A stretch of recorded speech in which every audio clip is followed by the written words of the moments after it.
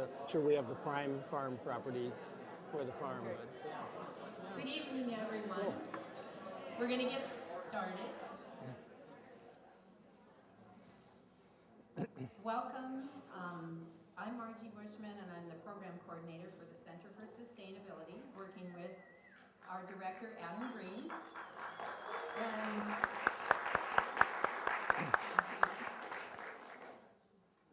And I think before I start any more introductions, we're going to have Adam come and see if he wants to speak about any ongoing programs.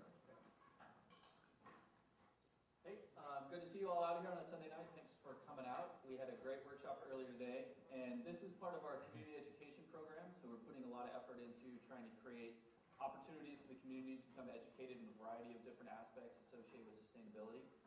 This is part of our overall program, Cities as a Solution, so the concept being, especially given the fact that the world population is now majority urban, how do we actually create solutions within urban settings? And I think you're going to get a lot out of this one in terms of how do we actually include the food system within our urban settings and what opportunities we might actually have coming from people who have already done it or working with it intimately. We have a lot of other programs that we've been doing, working with faculty on campus and infusing sustainability throughout the curriculum. We'll be working on a sustainability plan, at least that's what the president tells me we're going to be allowed to do, so I'm going to hold her to it, for the campus, finally. We're getting around to that. And we're hoping, we just turned in a grant, so keep an eye out for potentially a new eco-entrepreneurship program. The idea being, come and learn how to start a business, but actually learn how to start a green business. A one-year certificate program with modular type classes for people to come in and engage at various levels. So there's a lot of opportunities going on right now, a lot of opportunities for student engagement, and in many cases what we're going to be doing is kind of cleaning up our own house here, practicing what we preach, and continuing to do what we do in the community. Our school gardens program is still going strong, so you can keep an eye out for that. We're going to have gardens in about 35 schools throughout the county by the end of this year. So that's very intimately related to what we're doing now. And a very active group that's educating kids about how to grow their own food and basically how to make healthier choices with their food so that it lasts with them for the rest of their lives. So that's just an overview of what we're doing. We have a website, sustainability.sbcc.edu. I think you've probably seen me go through here a few times. And we are basically a nonprofit on the campus. All of the funds that we use to create these types of programs come from donations. The Thompson Family Trust is largely responsible for the community education series that you've been benefiting from over the last 3 years. So we do hope that our community can also be our support, and I beg you, please, by all means, do whatever you can to help us continue to do these types of programs. And enjoy the panel and the discussion. Turn it back over.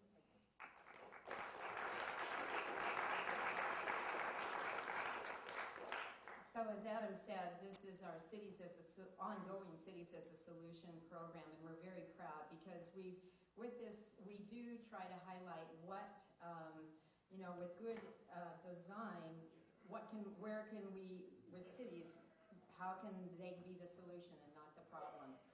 And with tonight's keynote speaker, Richard Conlin, we explore the possibilities with innovative policy and design strategies, the opportunity to reinvite food and food growing back into our cities. Where now more than 50% of our population now lives, and that's soon to be 70%. And so we have to learn these strategies. Every city has a future. That's a profound statement. And what we do now is what we will see in the future. And how we can envision a sustainable and resilient food system that goes beyond backyard and community gardens, but can actually feed cities' populations close to where they live. Tonight, Richard Conlin will share the strategies of Seattle's Local Food Action Initiative, passed in 2008, that envisions just that, an exciting new urban agricultural model that is good for the economy, the environment, and our health. But before I go on, I wanted to thank our sponsors for this evening's program. And each time we do one of these programs, we have many community sponsors that step forward. Nutiva Foods, the Fund for Santa Barbara, Island Seed and Feed, the Food Bank of Santa Barbara, who's done so many innovative programs recently, New Frontiers Natural Marketplace, Santa Barbara Permaculture Network, nonprofit, Santa Barbara Independent, the Slow Money Santa Barbara chapter, Sojourner Restaurant, all these wonderful food places, Permaculture Credit Union, and Soul Food Food Festival, who teaches us to celebrate around food.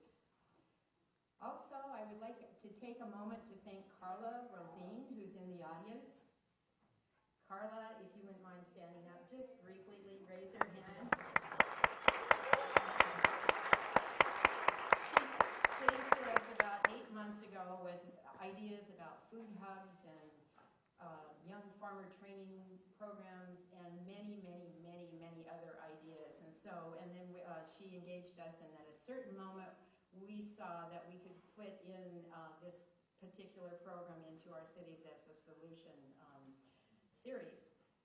Also Wes Rowe, one of our biggest volunteers, but he found Richard Conlin.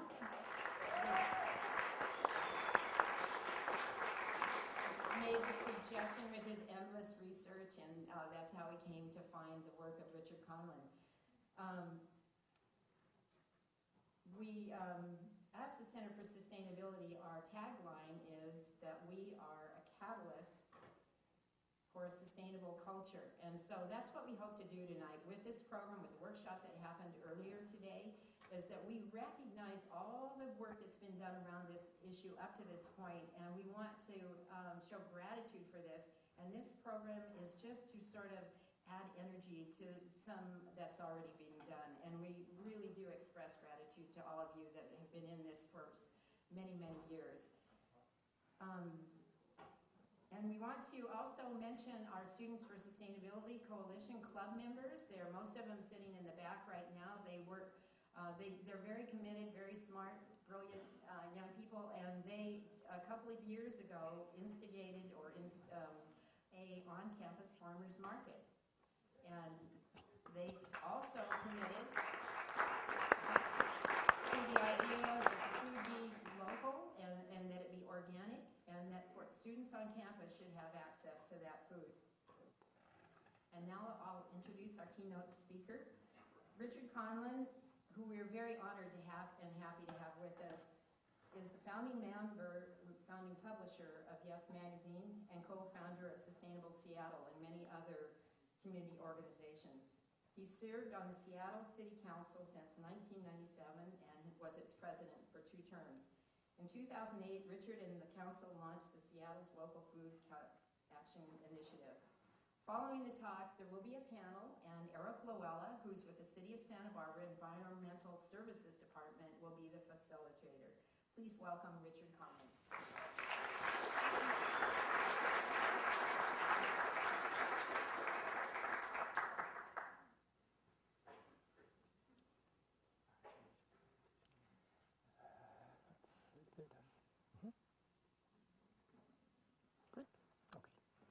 Very much. All right, thank you very much. It's great to be here. I really appreciate the opportunity to come and be part of this program. And it's wonderful to have a chance to see something of Santa Barbara. I'd only been here once before. It's a beautiful city. I really appreciate the things that I've been able to see and experience around the city in the short time I've been here. And I also want to say how much I appreciate the fact that this college is doing programs like this.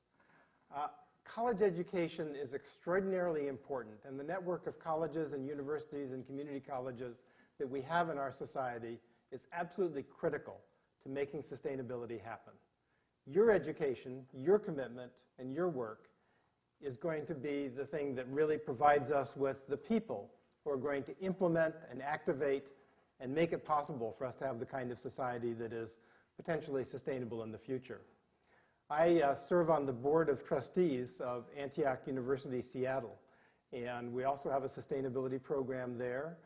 It's wonderful to see your sustainability program here, and when I did the workshop this afternoon, I was tremendously impressed by the interest, the commitment, and the true understanding that the students from the college here displayed in that workshop. It was great to have them there, and I really enjoyed the opportunity to be part of that. So tonight, I'm going to be talking about what Seattle's model is of working on local food. And we call our model the Seattle Local Food Action Initiative. And what I'm going to do is talk to you about how we got where we are, what we're trying to do, and what some of the accomplishments we have are, and then what are some of the challenges for the future. Because when we talk about local food, we're talking about something that has created a tremendous amount or stimulated a tremendous amount of energy among people and businesses and communities all over this country and probably all over the world. And yet we have a system that really is not designed to make local food accessible and to allow this concept to flourish for people around our society. Despite that, there's a huge percentage of people in our society who have grabbed onto this idea and are using it to help promote their health and the health of their local communities. But our challenges, and the challenge that we're moving towards in Seattle and that I can see that you're getting ready to move towards in Santa Barbara, taking that energy and that commitment and that passion that so many people are engaged in right now, and being able to take it not just from a few people to thousands of people, to a large percentage of the population, but really to scale. To being able to say the local food movement with healthy local food as part of an active living society is the way in which we do business in our country. That's what we should be aiming for. Not just 10% or 20% of the population or 30%, but 80%, 90%, 100%. That's the challenge that we're still trying to figure out in Seattle. We've made some progress, and let me talk to you about the progress that we've been able to do so far on that journey. So here's our regional food shed in Seattle. You can see Seattle in kind of the center of that. We have a population of about 620,000. King County, which is the boundary that we lay out there, has a population of about 2 million. Much of it is in the urban centers, most along the freeways that you see on the west side. And east of that is the urban growth boundary. And under Washington law, we have an urban growth boundary, and no urban development is supposed to take place beyond that boundary. Instead, it's supposed to be reserved for agricultural production, for forests, and for wilderness areas. The agricultural production districts are the areas of King County that are reserved for farmland. Not all of them are in production. That farmland is protected, but not all of it is in production. There's lots of other farmland around that rural area to the east of the cities that actually could potentially be in production. You can see we have a tremendous amount of farmers markets located in the urban areas, and the challenge that we have is how do we take that farmers market network and make sure that we have farmers for it. So from a government standpoint, the question that we asked was, how do you look at the local food system and apply a set of values and goals to that system? And when I started talking to my fellow council members about we should have a food policy, the reaction I got was, well, we don't really do food. You know, we do fire, we do police, we do human services, we do parks, but we don't do food. That's not part of our policy orientation as local government. And it took a while, it took a couple of years of work actually, to get local government officials in Seattle, our city council, very progressive city council, but to get them to get their arms around the idea that food was something that could be very strategic and could be a part of the way we think of ourselves as a city. Food is logically an organizing principle for many of the things that we want to do. We're interested in economic development. We want environmental sustainability, community and social justice. Those are the 4 principles on which our comprehensive plan is based. And the food system encompasses all 4 of those core concepts. And after a while, I got people to realize, you know, actually we are doing food. We're providing emergency food and food bank assistance for people. We have community gardens that we encourage people to cultivate. We have other kinds of things. We protect food safety through our health department. So there are lots of things that we are actually involved in the food system. But to finally get ourselves to the point of where we wanted to put in place a local food policy was a challenge. So part of that was coming up with values and common goals. and then figuring out, so what is it we can actually do as a local government? There are some things we can do, some things we can't do. We're constrained by legal and policy restrictions as to what some of the things are that we cannot approach. A lot of food safety, for example, is preempted by the federal government. But we do have a lot of other things that we figured out we could do.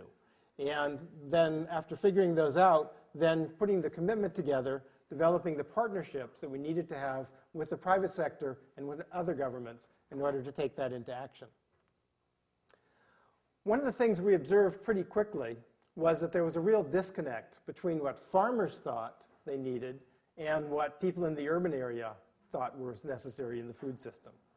It's possible to bring those things together, but at first there was not a good communication system.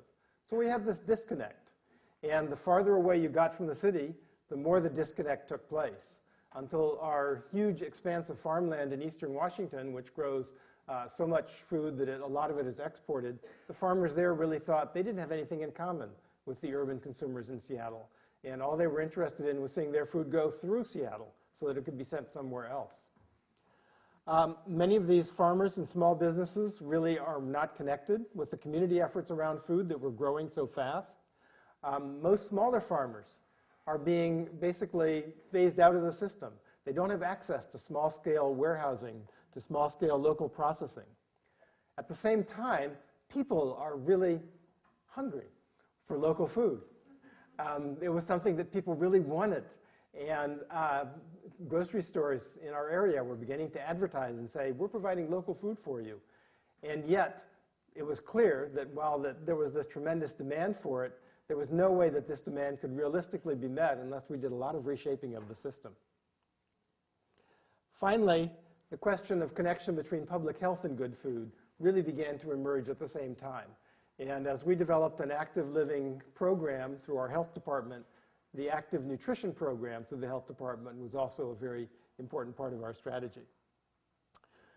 During this time, in 2008, the recession hit, and we found that the amount of demand at our food banks and the call for emergency food significantly increased.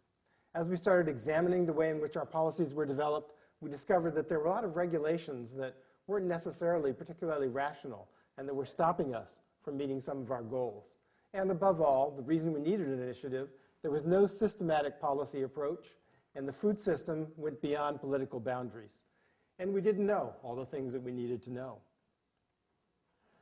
So what we did was we put together the Local Food Action Initiative, and these were the fundamental values that we decided we would embrace in it. Promoting local and regional food sustainability and security, advancing our comprehensive plan goals, making sure that it fit with the way in which Seattle was changing as a city, the people who were coming into the city, keeping our local money local, and making sure that we were able to generate export revenues from it as well, promoting public health, supporting environmental stewardship, and cutting carbon emissions. Seattle, just a little bit of a digression, Seattle ratified the Kyoto Protocol in the year 2000. We have a net zero emissions from city government at this point, and we've set a goal of net zero emissions from our entire city by the year 2050.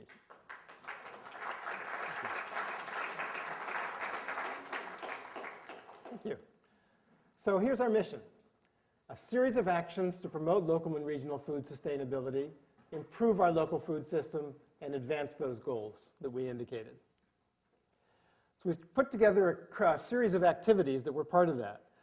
Initially, those came through a city council resolution, and part of it was set our own house in order, look at what we were doing as a city with food in the city, get community partners and collaboration going, aligning our policies with the goals in the resolution, and then building relationships among the variety of participants.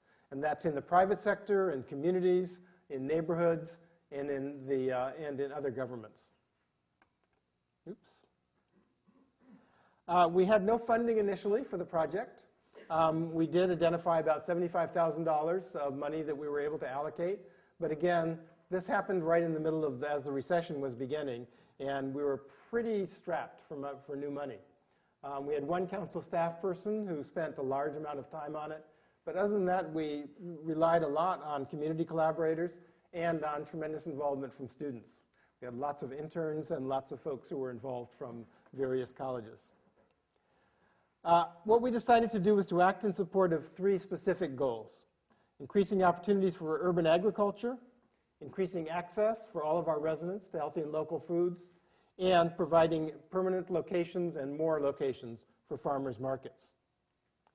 For urban agriculture, one of the first things we did was go out and survey our public lands to see what might be available for community gardens.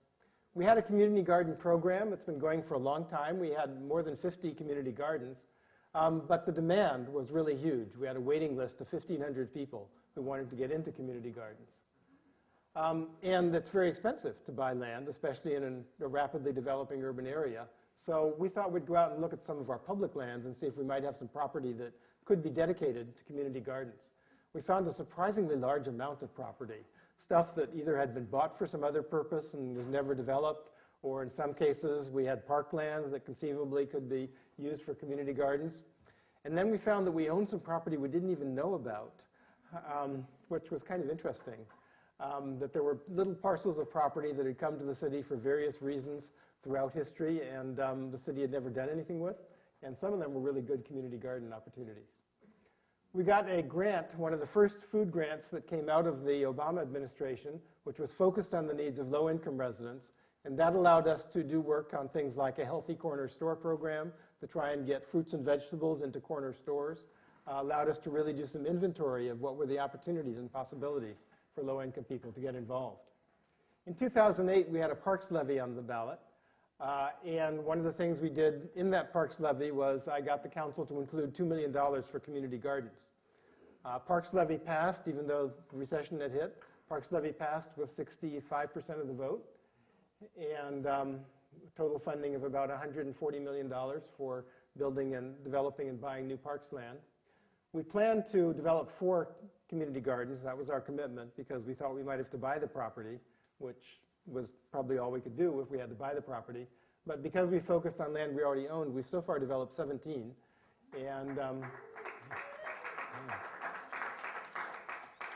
And we expect to have significantly more before we've exhausted the $2 million. We've only spent $1 million of it so far. And then we convened a series of meetings to create some new partnerships and initiatives.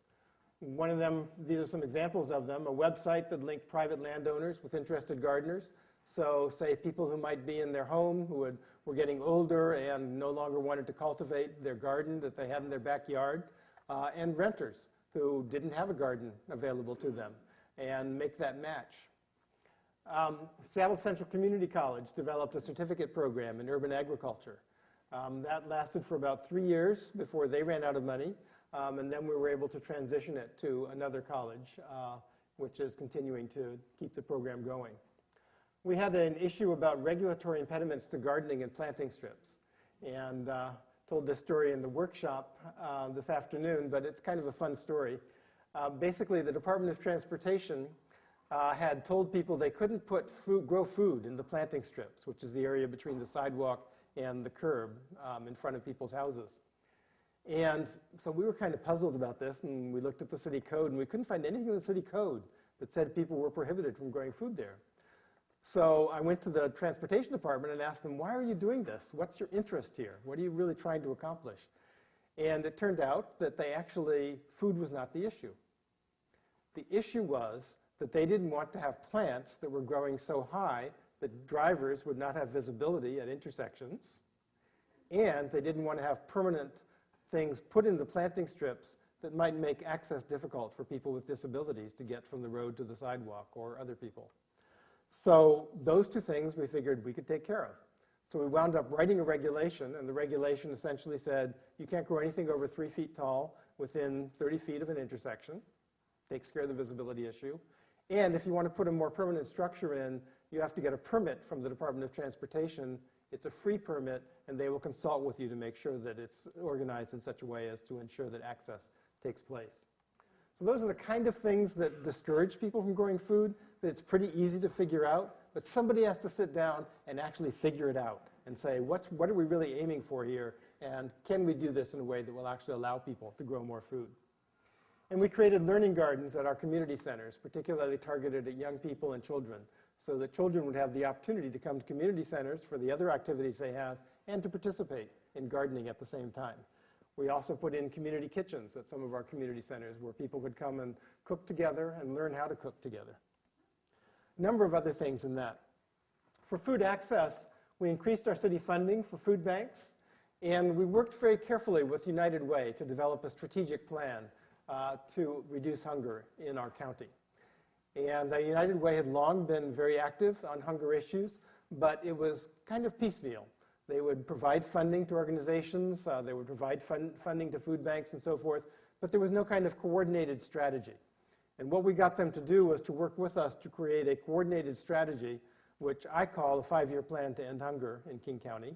They're not quite willing to go to that slogan yet, but it's actually what it does. It really is a coordinated way in which we're going to provide the support and assistance so that we really believe that we can provide food to everybody in the county by the time this program is finished 3 years from now.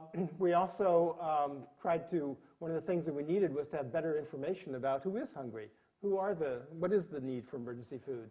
So we directed our Human Services Department to get better data collection. And again, this is in the middle of the recession, we funded an outreach staff, I believe it's the only position we added to the city government in 2009, where to help people sign up for food stamps. To basically go out to the food banks, find out who's coming there, and let them know that they can sign up for food stamps and that would help them become more self-sufficient. We work with our school districts to get better quality food in the schools and at after-school programs. And we also worked with our health department to create a set of guidelines for healthy vending machines. And those guidelines we're in the process of putting into an ordinance for the city so that all of our vending machines in the city will have healthy choices as part of what they offer in the vending machines. Our Parks Department kind of jumped ahead and did it already in all of their vending machines. Would caution you about this. It turns out there's a lot of legal issues around vending machines, but that's a long story. But we can do it. You can do it. It just takes time. And that's the model vending machine policy which our Department of Public Health developed. Farmer markets were a really critical part of the way in which we brought fresh fruit in and bridged that urban-rural divide. And so we added a farmer's market at City Hall, on the plaza outside City Hall. The first year we did that, it did $1 million worth of business. Our City Hall is right in the middle of downtown, and we had 20,000 people within 2 blocks of City Hall, 20,000 employees. So it was a great place for a farmer's market. We also streamlined the permitting process for farmers markets. In Seattle, again, being a growing, developing city, many of our farmers markets are on vacant land that they have leased or underdeveloped land that they've leased from property owners. And we kept having farmers markets displaced because the property owner would come in and say, well, I'm ready to develop now, and so we're going to end the lease with a farmer's market. So what we did was we basically put a guarantee out that any farmer's market that was displaced, we would give them a street use permit for the street right adjacent to that property or in that vicinity and allow them to have the farmer's market in the street. And then we cut the permit fees for farmers markets by about 90% so that they would be able to have that in an affordable way. And we still continue to have issues with this, and we're collaborating to make sure that they do get permanent homes, but we know we can provide them with the streets. And we're developing a series of partnerships with King County to protect our rural farmland. Again, we know we want to grow as much food as possible in the city, but we know that we're not going to be self-sufficient as a city. We want people to get engaged in growing food. We want to encourage that as much as possible, but we've got to keep the farmers in business. And farmers are challenged by a whole lot of different things. And one of the things they're challenged with in our area is the temptation for development. Even beyond the urban growth boundary, you can still build a house on every 5 acres. So if you've got an 80-acre farm, you could sell it and 16 houses could be built in that area. And that's a very lucrative opportunity for a farmer. So what we do is we've created several different programs. There's a stewardship program where essentially a nonprofit organization buys the rights to that farm and holds it in trust.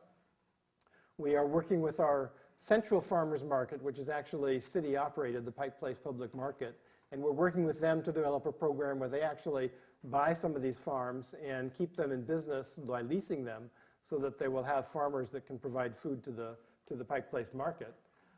And we also have a transfer of development rights program Complicated program, but basically the basic philosophy is King County buys the development rights from the farmers, gives them an immediate cash infusion, creates a covenant that essentially means this will stay farmland forever. They then sell the development rights to the city, and then the city in turn sells them to developers. And developers, if they want to build out to the full envelope of height and density that they're allowed to, they're required to buy a certain number of development rights from the city. So it actually, we wind up having the people who are building large buildings in the urban area supporting, maintaining those farms. It's a neat program. And then we did create a regional food policy council through our Puget Sound Regional Council, which is our metropolitan planning organization. And that was an interesting challenge. There was an interim food policy council that had been operating in Seattle for several years, just a group of activists who had decided to form a food policy council. They had had a terrible time finding a permanent home, a location for a food policy council. And so they came to me and asked if we could find a way in which to give them a home in the city. We started working with it, and I sort of realized that a home in the city is not necessarily where they need to be. They need to be in a place where they can not only have city food policy, but county food policy, and really get out to the whole area that provides as much as possible of our food shed. So we wound up deciding that the best location was the 4-county regional planning body, and that's where we wound up establishing it. So it's now an official part of that planning. The body has a transportation planning, it does economic development planning, and it does urban density planning, and now it does food planning as well. So what are the lessons we've learned by going through this process? Well, first of all, one of the things that's really important is that all the stuff that we do, a lot of it just comes from ideas that's generated from the community. We listen a lot. We want to hear what people think is important and what's their possibilities in the community. And there are all these things that are happening in Seattle that sometimes we don't even know about them until they're actually starting to happen. Sometimes we can just provide them with a little bit of assistance, and they go ahead. Let me give you a couple examples of that. We have this program called the Urban Food Forest, and it's being put together at one of our parks, Beacon Hill Park. And Beacon Hill Park is a huge park. It's located in one of our major urban centers, and it was formerly, not only does this park have 1.5 golf courses and a lot of open land, but formerly it surrounded a reservoir. It was an open reservoir. Well, as part of this is one of those wonderful synergies. Under Homeland Security, we're required to cover all of our reservoirs. So what we did was we decided, okay, we have to cover this reservoir. We're going to take the next step. We'll cover the reservoir, and then we'll develop more parkland on top of it.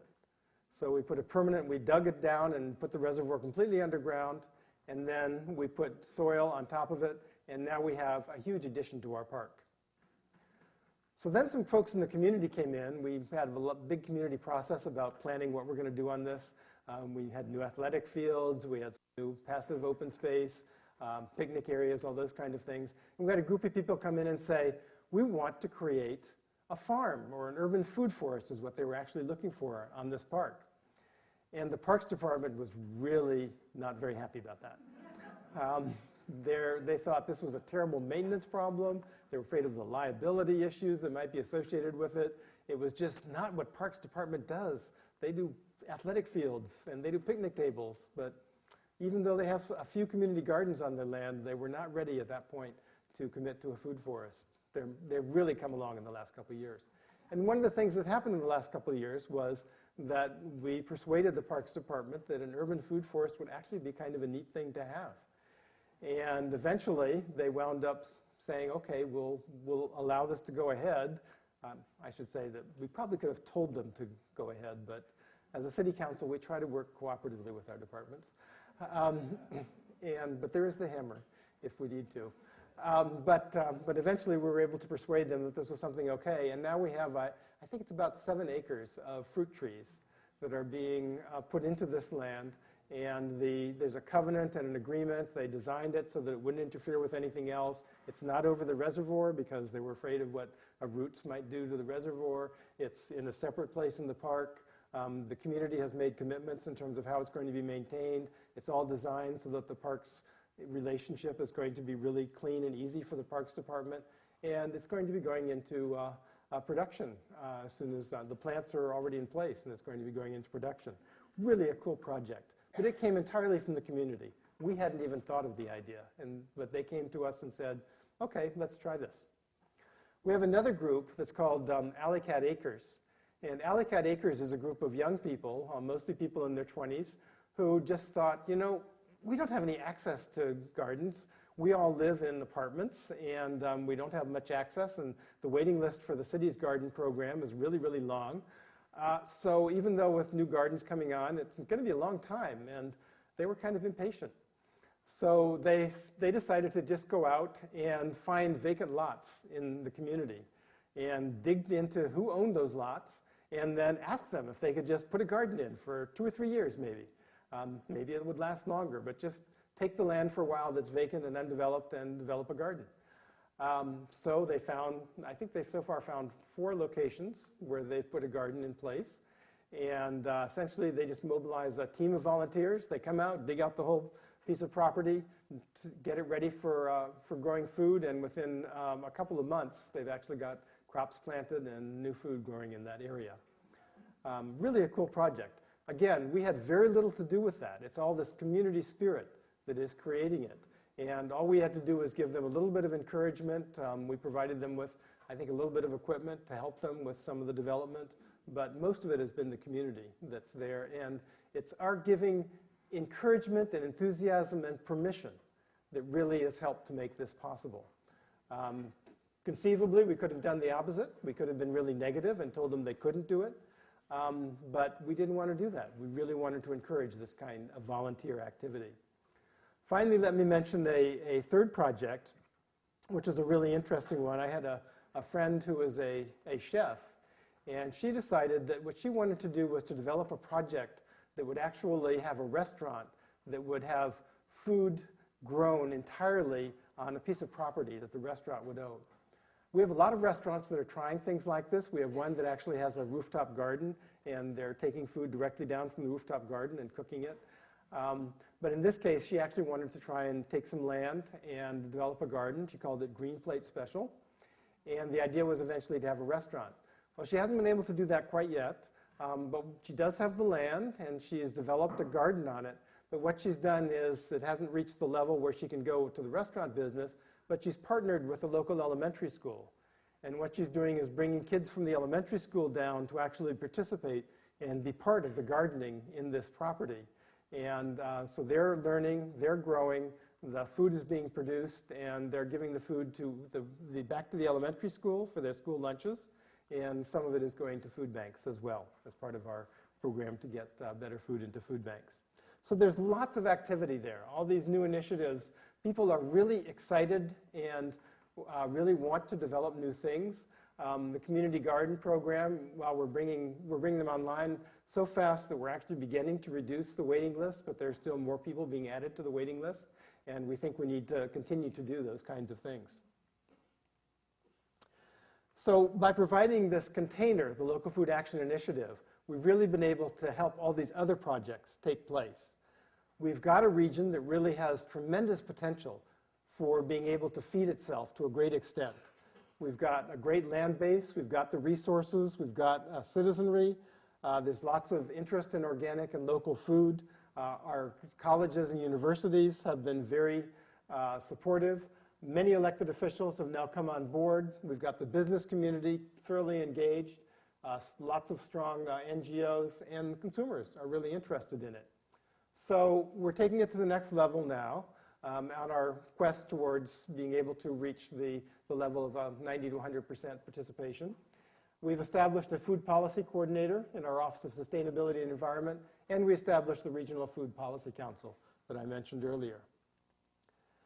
Our long-range goal, we're thinking about other organizational homes. We want to keep the city's involvement engaged and the Regional Food Policy Council as kind of government entities, but we're also thinking about are there other organizational homes that might be able to carry some of these programs forward.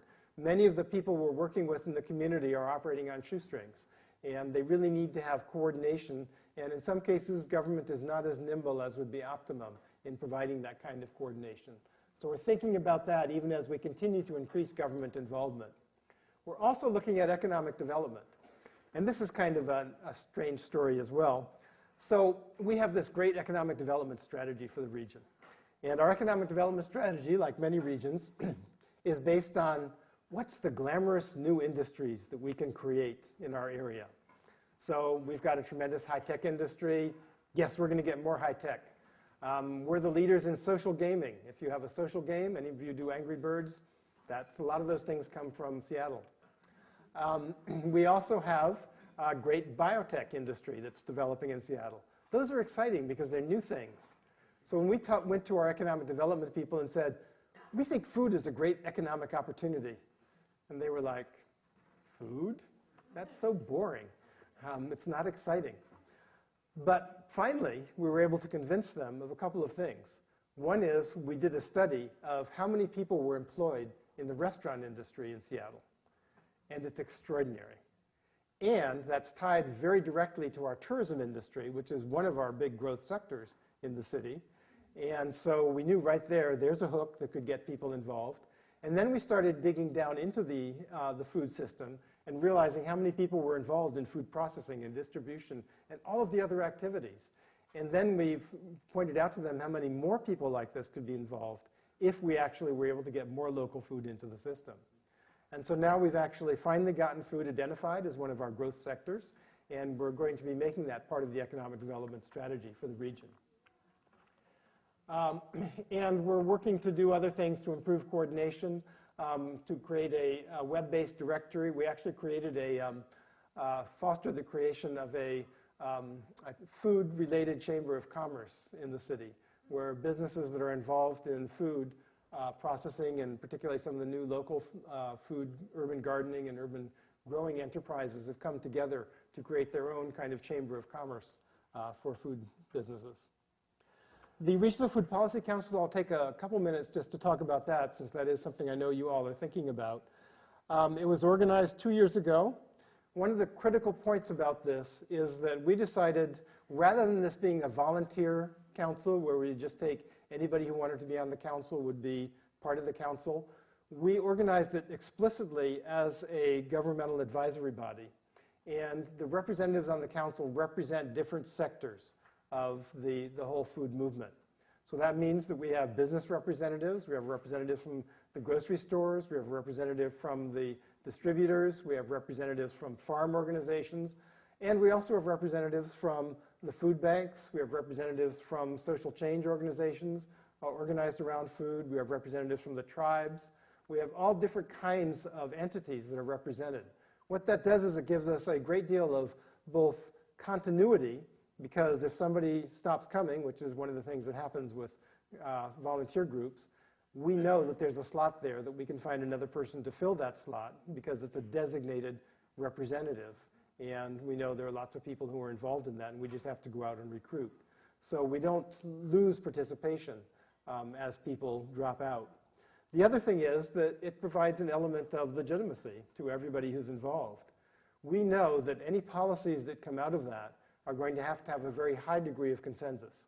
And if they have that high degree of consensus, it means that everybody in all of the sectors that are involved and are going to be affected by this policy are going to agree that this is a good policy and a policy that they're willing to move forward with. What that means is that as we move from the policy development phase into implementation, we're going to have a great deal of buy-in from people, in some cases people such as the grocery stores, who might have resisted a lot of the policies that we started out thinking about a couple years ago, but now we're beginning to understand, okay, if we make this kind of change and that kind of change, it actually works for us. And so they're okay with going ahead with them. Funding continues to be a challenge. We funded it through some money that I've gotten from the City Council for the first 2 years. And because of the recession, most local governments have been really reluctant to commit to new funding while they're cutting other things that are very high priorities. So we haven't tried to establish a permanent funding system, but eventually we're going to have to do that. One of our key products is a set of comprehensive plan policy recommendations.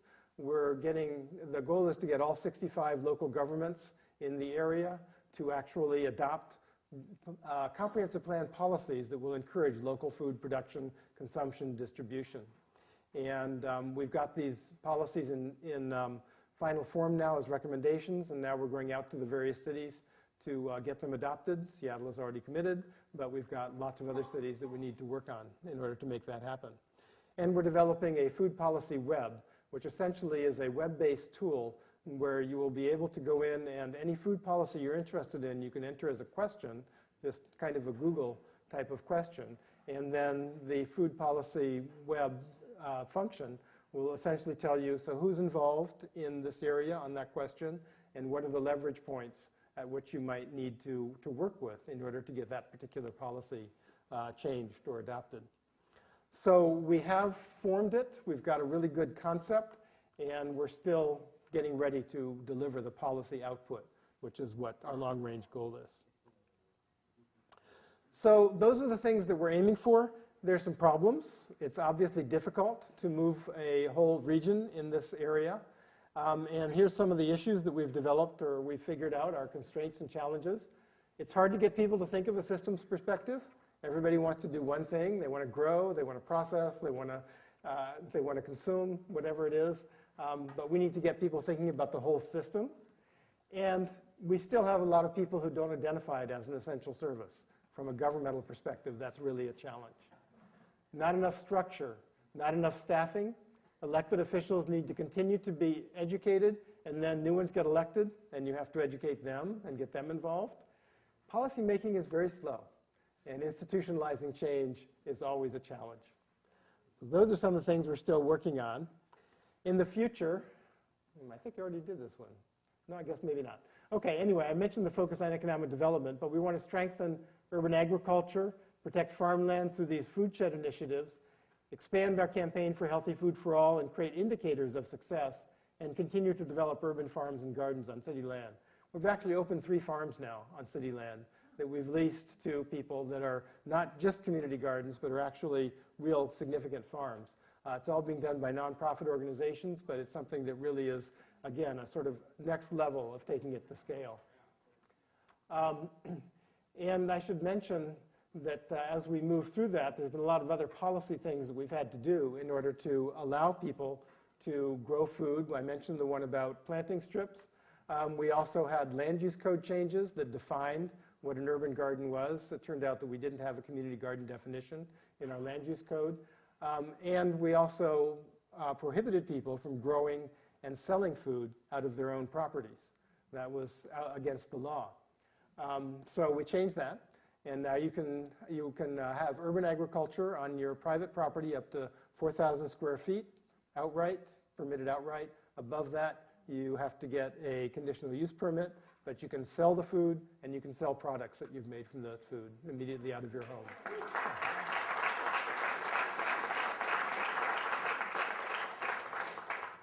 And we also legalized urban goats, and you can have up to 8 chickens.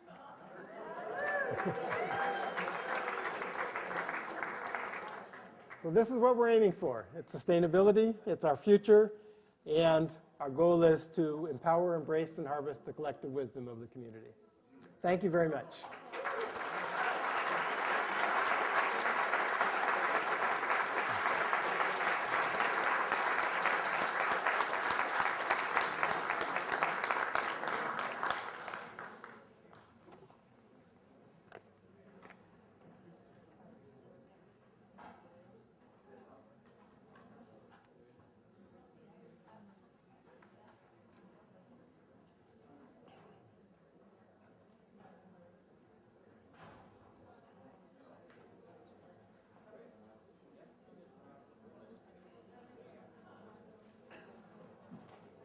What do we think of that? Wasn't that impressive? One more hand.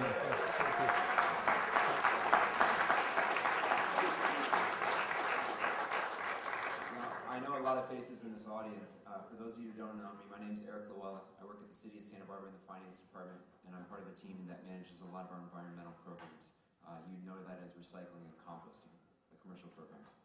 But listening to Mr. Conlin speak, I think I've never heard a speaker come to Santa Barbara that probably has as strategic of a vision that they've clearly implemented, is seeing results from, that's as close to where we are. I really, really found a nexus point from a lot of things he was saying. A couple that I heard were economic development. You guys know we're in the top 1% of all ag counties in the country? Did you know that? We grow $1.2 billion a year of food in Santa Barbara County right now. Top 1%.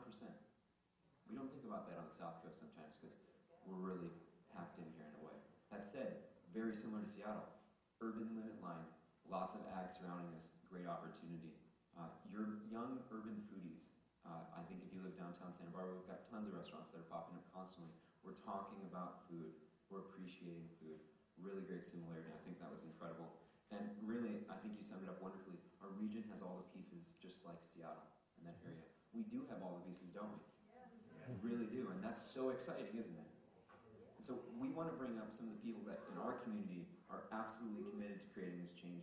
If you can't see the name panels, I mean, every person that's up here has made a major commitment to making Santa Barbara and the South Coast a better place, all the way up to Quail Springs, Cuyama. These are people that are building, that are doing, that are creating. So I want to invite up our panelists right now. We're going to get a question going, and then we're going to take your questions. So we really want these folks to be able to share their insight. They know far more than I do, and they know a lot more than most people. And they want to share with you guys so we can get this information in the community, and then we can make change about it. So come on up, guys.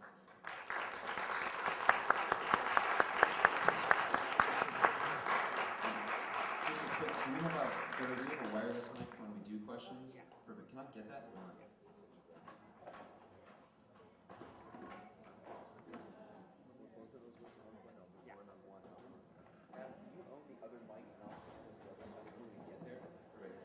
So I'm going to be really brief in introducing these folks because I think a lot of them are well known. But we've got everyone from Dawson Williams who is in our state assembly, which is absolutely fantastic. We've got Allison Hensley. Who here's been to Soul Food? That's right. Fantastic. Wonderful work.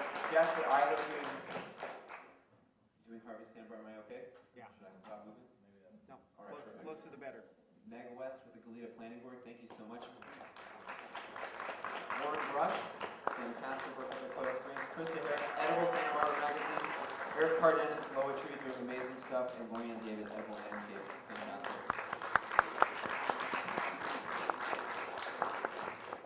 With that, I want to get right to the question for you guys. So we've got this challenge of creating a local food policy council. We've got policy initiatives that people want to get implemented. From you guys' perspective, given what we heard about what's going on in Seattle from Mr. Conlin, what do you think are some of the challenges and some of the success points that we can start talking about and touch on and bring this forward? I want to start with Das. Give us some perspective, Das. Well, I think that a council is definitely accomplishable. So I guess what I would want to talk about more is what would be the challenges and what would be some of the reachable goals for such a council to implement.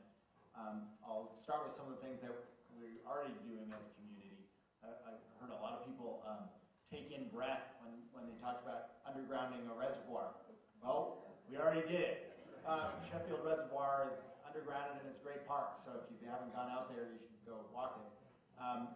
We worked on that when I was on the city council. We also started the first commercial composting program, so if you know a restaurant that is not taking part in that program, that's a problem, and you need to call Eric. Because he still works at the city. And we just, until this year, it was illegal to as a cottage food industry to produce mixed nuts, tortillas, bread, all sorts of basic things that you think that probably there's not a whole lot of ways you could kill people making it.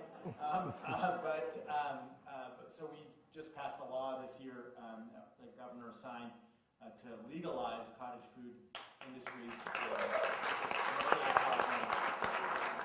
But let me tell you kind of what I would say is the biggest impediments we would need to get past. One is fiscal instability. You can't lower permit fees. You can't change parkland. You can't maintain programs without money. California has gone from, for instance, a budget of $134 billion 4 or 5 years ago to $91 billion. So that's a contraction of more than a third. Of course, if you go to a university, you feel that. If you have a relative that's disabled or elderly, you feel that. Fiscal stability helps breed that. So I'll put in a plug for Prop 30 if you like fiscal stability and you don't want to see this college cut anymore. The other impediment I would say is our lack of acceptance of density. If we implemented significant urban agriculture in this community, but at the existing development patterns, we would just make our transportation sustainability even worse because we still have a lot of jobs here. So if we really believe in urban agriculture, then we have to believe that suburban living at 4 units per acre is absolutely diametrically opposed to sustainability in every sense of the word, whether you're talking about water, electricity, or gas. I think that's a real important one. Lack of land, that's a hard one. All of these are accomplishable, by the way. I just want to say those are the things we have to hit to get past it if we want to make it significant. And the last is our general NIMBY tendencies. Urban agriculture involves smells, visitors, and noise. And I can't tell you historically how many battles we've found. I grew up in Goleta, right in the center of the suburban urban interface, and there's been so many battles over the years, and a lot of people prize urban agriculture, but some of the neighbors, who of course their houses were once urban agriculture, don't. And so we have to accept that living in a community that has urban agriculture is not the same. I would say with that things like declaring a holy war on grass in this community is I don't mean I mean lawns. That's something, as someone who grew up here during a drought that really threatened this community, I find it ridiculous that we haven't gotten rid of most of our lawns in this community. And both in private and public land, we could do a lot more to increase sustainability. Because the water usage of urban agriculture is less than lawns, which shows you how much lawns use. Expanding our composting program, which has been a very big political fight, let me tell you, and making streets available for more markets, I think are really, really reachable goals for us as a community. Oh, and I love your little Mo strips idea. That's just, I love that one. Great. Thank you. That was fantastic.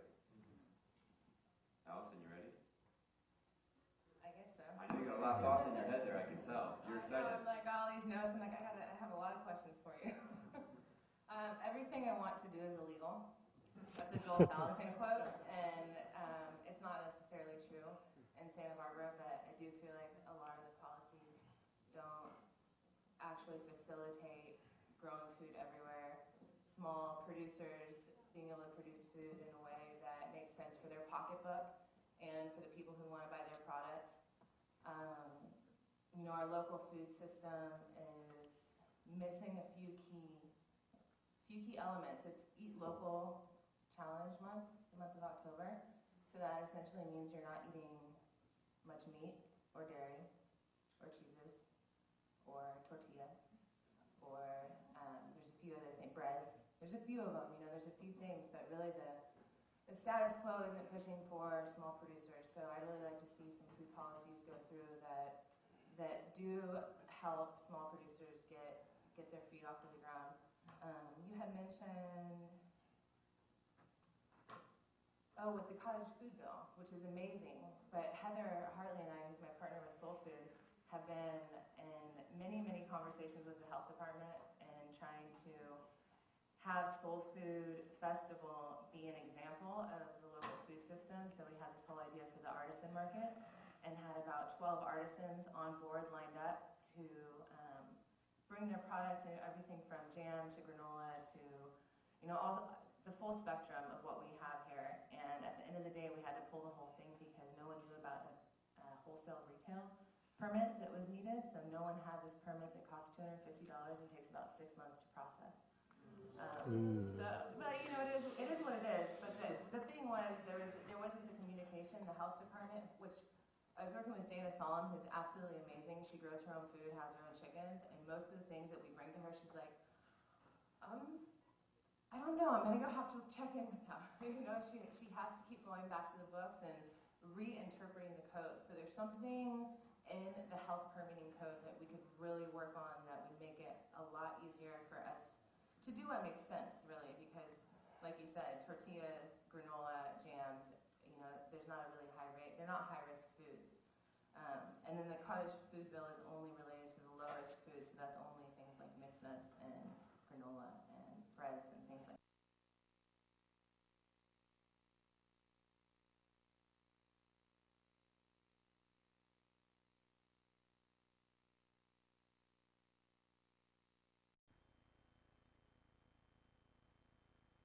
that. Balls to you. Okay. My name's Jasper, and I'm in the business of distributing food locally. The owner of Harvest Santa Barbara, which was formerly called Farmer Direct Produce. And so we buy food from local farmers and sell as locally as possible. So one of the challenges I recognize, having been a food activist and been in the food community for over 10 years, is that the access to fresh local food is a huge issue, especially for people that can't necessarily afford to shop at the farmer's market or don't have time to go to the farmer's market weekly.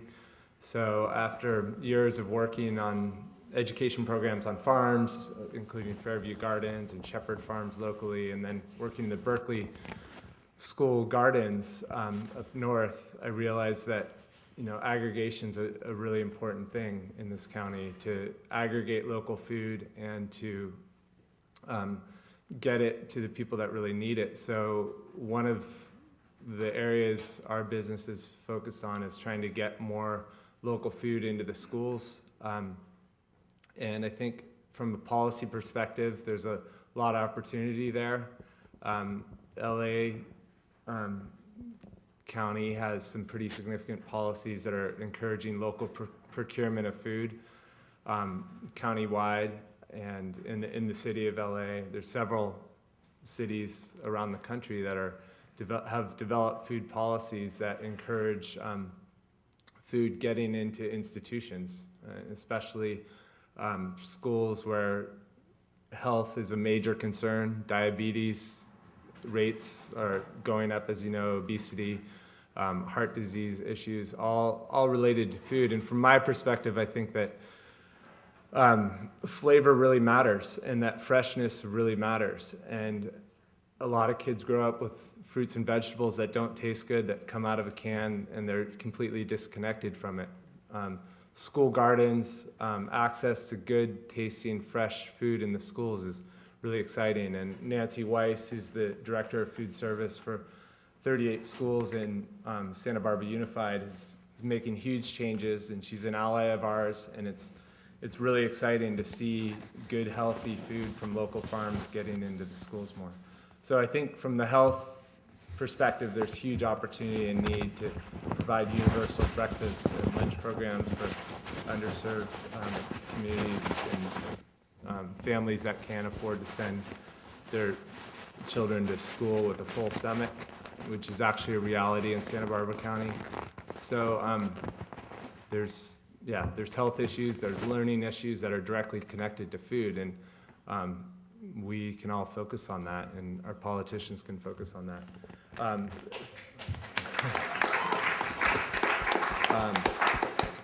And as an economy, as Eric mentioned, Santa Barbara County produces a huge amount of food. It's a lot of food that's exported, though. More than 90, I think it's about 98% of what's grown here is exported. And a lot of that's in dollar high value cash crops for the wine industry, the avocados, the citrus. It's exported, but there's a lot of opportunity to diversify our farms and keep the food in the county. And because about 97% is imported of what we consume. So the disconnect is incredible. And if we kept the food here, our $1 billion food industry, maybe it'll become a $2 billion food industry. There's a lot of jobs that could happen on farms. There's immigration laws that are preventing folks to come to the U.S. to harvest our food. So throughout the U.S., there's food rotting in the fields right now because there aren't people to pick it. So there's opportunity to redevelop vocational programs to train people to work on farms and work in other aspects of the food industry. There's just many food jobs that aren't on farms, and there's opportunities there. So I'll let everyone Thank else you, Jasper. That's speak. fantastic. Thank you so much. And one of the things we're trying to get at tonight, and I want to bring it back a little bit to some of the stuff that Richard was saying. How many people here had previously tonight heard about a food policy council? Raise your hand. All right, that's pretty standard. About 20% of people will say, oh yeah, I've heard of something about that. No, I've heard people are getting together. This is a government entity. I don't really understand.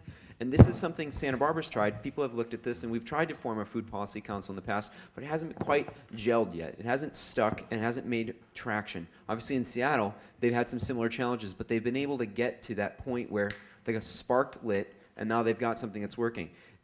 For the remaining speakers, if you've got some of that spark, if you can think of a way you think a food policy council could kind of gel here, add some insight into that. What's held us back? Is it something at a local government level? Is it activists? Is it somewhere in the middle?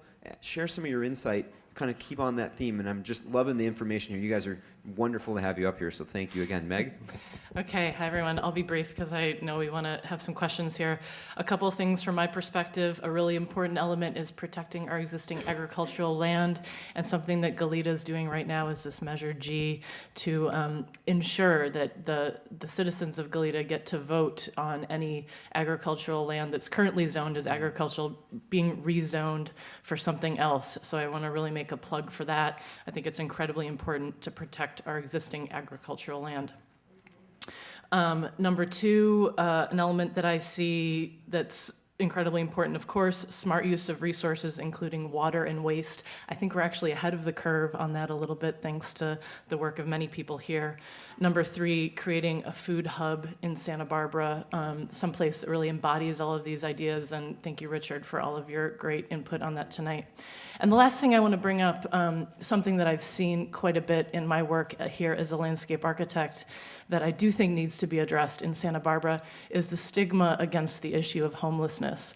That when I bring forward a proposition in one of my designs to the city of Santa Barbara or a commercial landowner that involves a fruit tree or an edible plant in a public place, the response is always, well, that's going to attract homeless people, and that's going to, as if this is a problem, that homeless people could somehow harvest their own food. And that's something I find deeply disturbing that I hear a lot in our community, and that I do think needs to be addressed as part of this.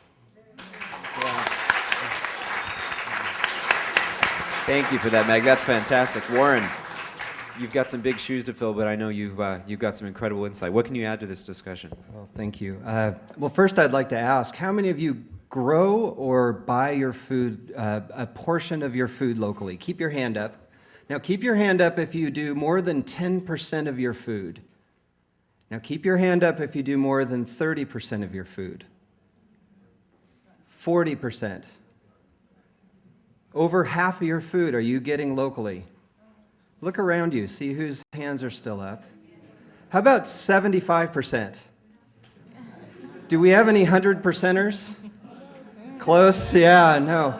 I think this is one of the biggest barriers that we have to food policy is that, yeah, there's 97% of the food dollar actually leaves our county. Part of what drives policy is where we spend our money. And I feel that that's something that there's a catch-22 with this, because if everybody was to then try to buy locally, there's not the production, there's not the primary production, there's not the primary processing that exist here. And I honestly believe it cannot be left up to our governments to do this alone. If we, yeah. I think we have to partner together or not see ourselves as separate, but look at how we can look at the economics that make sense for us as individuals, but also how we could partner to lower a lot of the institutional barriers that make it difficult for small operations to be profitable. One thing that we're doing, a lot of people know us as Quail Springs. It's a nonprofit education organization, which we see a lot of young people coming through, getting out of college and saying, you know what, I have nowhere to go. I have huge amounts of debt, and my stewardship ethics don't work with a lot of the opportunities that are out there right now. How can I create my own opportunity to support not just local food, but to help support a sustainable community for myself and the people around me? And one of the ways that we've been really thinking about this is actually going into for-profit permaculture. And we just did our first investment where we had an investor take her money out of oil stocks and put it into what we're calling soil stocks here in Carpinteria. And we've bought a 49-acre farm with money came out of the stock market and is now producing locally. We're taking monocrop extractive agricultural property and we're converting it to soil building multi-enterprise systems that young people could come in and have investment with and to be able to help clap right us. there. Yeah.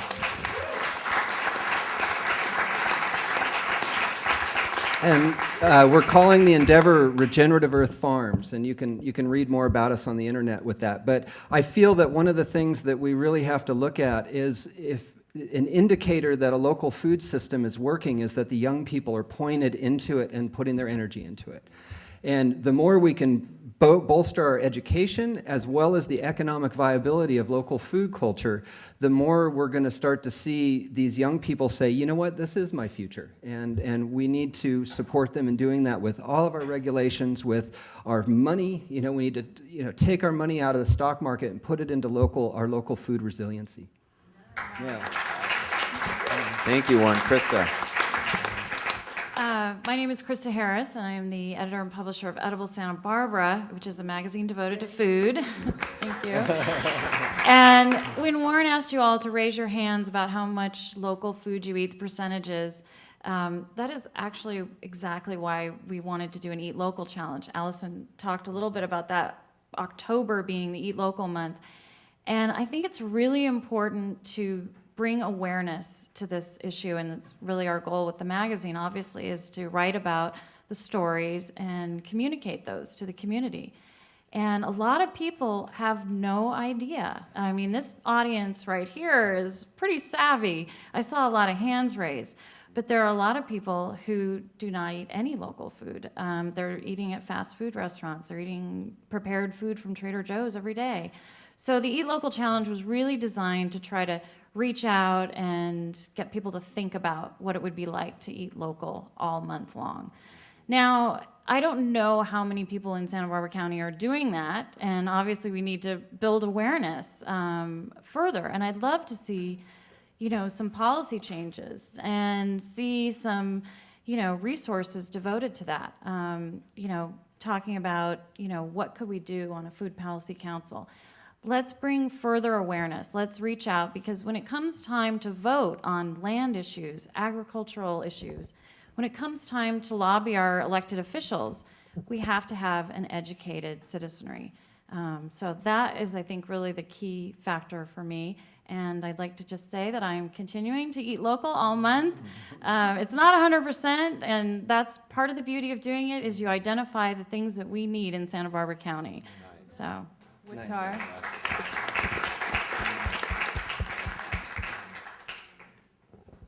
Hi, everybody. Thank you for the Center, or thanks to the Center for Sustainability and to our guest speaker tonight and everybody that put this on. It's really an honor to be surrounded by such amazing and talented food advocates up here. Couple quick things. I facilitate a stakeholder group in Santa Barbara County and Ventura County called the Ag Futures Alliance. For all intents and purposes, it is a food policy council, And there's 10 of these throughout the state in different agricultural communities. And what's interesting about this model, and I heard some of it referred to in Richard's talk, has to do with just this engagement of collaborators and really trying to bring in a diverse set of perspectives when you're talking about such a complicated issue as the food system. We cannot approach these complex and complicated issues from one frame. So to the extent that you can be successful in bringing in different voices to have these tough conversations, super, super important. And what's happened just last year, there's a statewide organization called the Roots of Change. They put together what is now called the California Food Policy Council. It's made up of probably 25 different entities, including Ag Futures Alliances, food systems alliances, and then various food policy councils throughout the state, including Oakland Food Policy Council, Los Angeles Food Policy Council, some of these huge cities that have a lot of, leverage, I guess you can say, because of the size and scope of what they're trying to do as the city of LA, for example. So this concept of food policy councils, but I think broader, the importance of diverse collaborators, super, super important. In my own work with the Ventura and Santa Barbara Ag Futures Alliances, we're bringing in large conventional farmers. We're bringing in small organic farmers. We're bringing in institutional purchasers who buy for the dining commons at UC Santa Barbara. You're bringing in the health advocates, the hospital workers. You start to develop this broad consensus. As Richard said, when you get such a diverse group of people all saying the same thing, it's super, super powerful. A lot of times you don't get to that place because of the diversity of opinion. But amazingly, you'll find that among an environmentalist on this side, just as an example, and a farmer on the other side with 1,000 things in the middle, you're not going to agree on some things. But you are going to agree on 85% of stuff, which is where you need to focus. Unfortunately, we as a society spend way too much time on where we don't agree instead of on all the places where we do agree and we should really be pushing. And I'll just wrap up by saying that, talking to farmers, because I've been talking to these guys, big and small, for a long time now, as many of you have as well. The key issues that keep coming up are water, quality, availability, rates of water. Right now, labor is a huge thing, as Jasper said. We have crops being plowed under in the fields because we don't have the people to pick them. And that's money and food and energy being lost, waste of every kind of resource imaginable. Food safety and regulations, a huge thing that growers of all sizes, scales, types, they are dealing with food safety, and regulations is a bigger kind of broader umbrella. So when we're talking about a food policy council or Ag Futures Alliance or whatnot, those are the things we should really be focusing on as priorities, because every grower is saying that. And then finally, just to leave these kind of my 5 bullets, where can we focus? Where should we be focusing? Institutions as our leverage points. When you have universities, hospitals, cities, county governments, they're all eating, they're all throwing parties, they're all throwing meetings. We should be focused on getting policies where institutions are prioritizing local food. So institution as leverage. 2, addressing the regulatory barriers that exist across the board. That's a very broad statement. I'll leave it at that. The importance of stakeholder collaborations cannot be overstated. We need stakeholder collaborations that are strong and diverse. Education, as Krista said.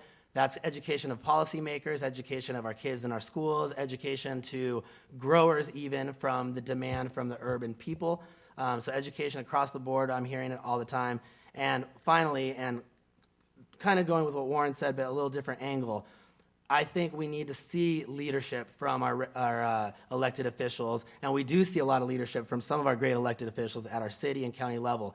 But we need elected officials and city agencies to be pushing this stuff. My sense from the speaker that we just heard is that there was some really strong support from within the city.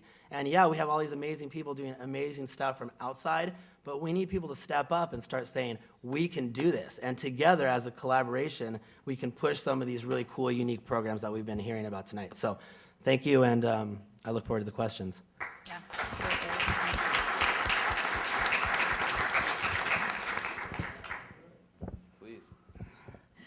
Well, for those of you who know me, know that I get really passionate about my causes, and education with food is definitely one of them. It's super important that we do educate our youth and allow them the opportunity to learn how to farm and then steward them with mentor farmers, and also move them toward the most critical thing, and that is being able to afford farmland. Here on the South Coast, ag land is $25,000 an acre, and in the rest of the country, it's $300,000 to $6,000 an acre, even in high Marin. So we've got to do something about being able to create policy within our county and city, especially Santa Barbara, because we have so much at stake right now. We have one developer who's about to develop Carpinteria Bluffs, More Mesa, and Naples all at once, and I think it's really critical that we create policy within all of that process, that there's got to be open land, food land, and there isn't any reason why we should have lawns and why we should all be eating our yards. So that's my big push. So that's one thing that's super critical. You know, when my kids went off to college, they said, "Mom, gosh, this is really great. You get to go back and, you know, farm like you used to farm." But I don't think they ever expected that I would go out and buy a preservation species and start raising buffalo. So, you know, I'm just, like my colleagues and friends, just crazy passionate about education. That's all I can say.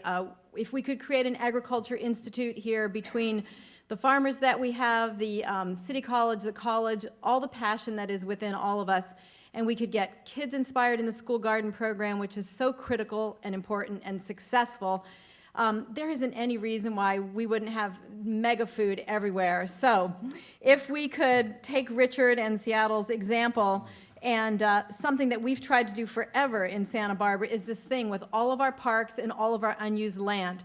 Santa Barbara has an enormous amount of land in the county and in the city that could be used to produce food collectively and cooperatively, and that's something that if you are impassioned or inspired by anything tonight, if you could get behind.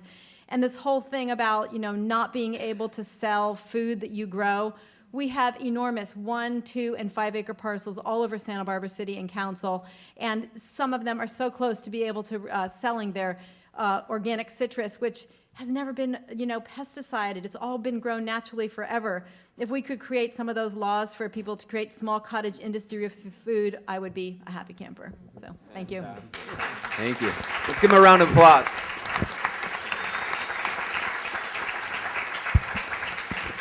Thank you to each one of you for sharing your insight. That really is critical. Who here's learned something tonight? That was the hope. I'm glad to see that. This is the time where you guys get to ask your questions. I already see a couple people burning their hands are like halfway up, about half the talk. So it's great. Raise your hands now. We're going to try to get 5 questions. Though I know all of us are passionate about this, I'd really love if these do not become political statements. So please don't launch up on your soapbox and give us a 7-minute version of why you feel so passionate about local food policy. Please restrain it to a question. Thank you.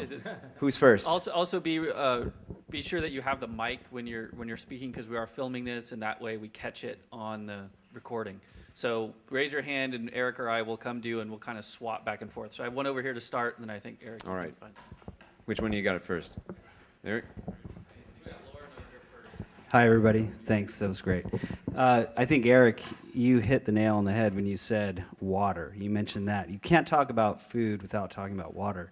So how do we address that issue in the county with most of our food being irrigated agriculture and water being pulled in all different directions? So that's my first question. And the second question is, how do we address the dearth of knowledge of actually growing the food that's needed here in this county? Because it's all good to talk about, well, we need bread, but is there anybody here who knows how to grow wheat and actually produce bread? So I think there's a limitation in that respect as well. Say something about that, because water is the big issue that intersects with this, and that the first thing is to not destroy what little agriculture we have close to the urban area already, right? It's harder to restart agriculture than it is to continue what there is, and vital to agriculture continuing is ag water rates, which are a lower rate. And I mean, that has been a controversial thing. I started, every local water district has a lower rate for ag. Santa Barbara didn't have one, the city. We started one when I was on council, and it was controversial.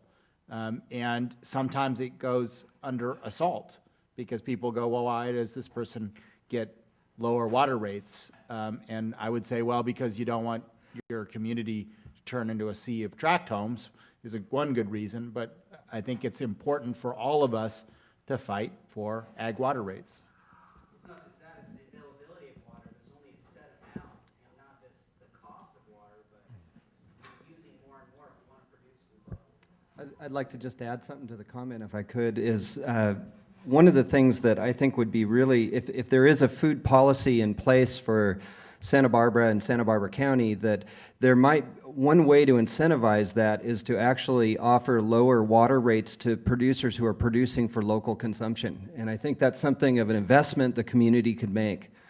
The other issue that you brought up around people having the skill sets, and I am a firm believer in the resiliency of people here in this community, and I think one of the resource identification processes of a food policy is to identify who carries the skill sets with wheat, so to speak, or with growing wheat in a way that doesn't destroy the soils, looking at that. But I think there's a resource portion of the food policy development that has to do with identifying who are the elders in the community who have the skill sets, and then pair them up and mentor young people with them.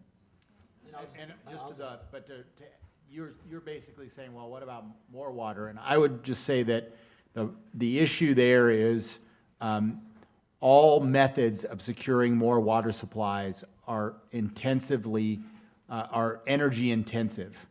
If we steal more water from Northern California, that's massively energy intensive.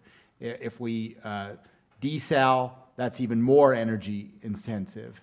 Probably the least intensive method that we could secure more water is with reuse of water. Water recycling, like we do already in our parkland. But the other thing, of course, is if we didn't sink all that into lawns in this community, we would have a lot more supplies. Can I jump in just for one comment? And Can I jump in after go you? for it. Yeah. No, all right. you first. No, all right, you. I'll do it. Well, and I think, and Art's here too. Art, wave your hand. Yeah, the guru of all things water. I think you calculated at one point that Santa Barbara could survive entirely off the rainfall within the city limits. Yep. If we trapped more of it, if we went to gray water systems.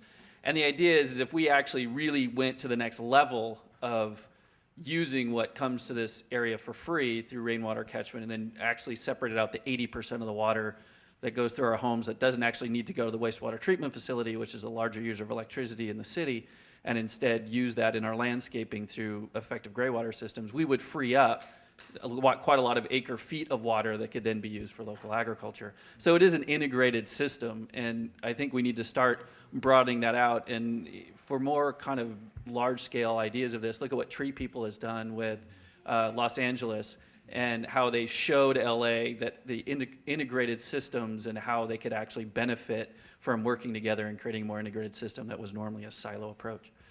Turn over to Allison. You essentially took the words out of my mouth, but definitely water catchment, rainwater runoffs. You drive around Santa Barbara in one of our few heavy storms, and there's puddles. Really fun to jump around, but man, it's precious water that could be used for irrigating farmland.